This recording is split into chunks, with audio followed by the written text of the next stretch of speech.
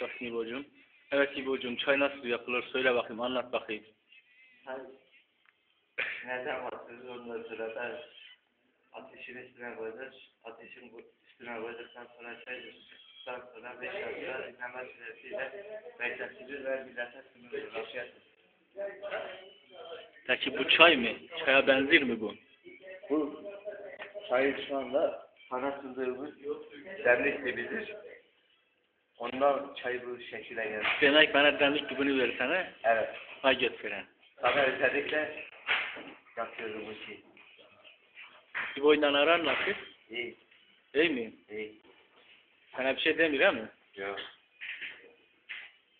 Çarşının esnafı nasıl?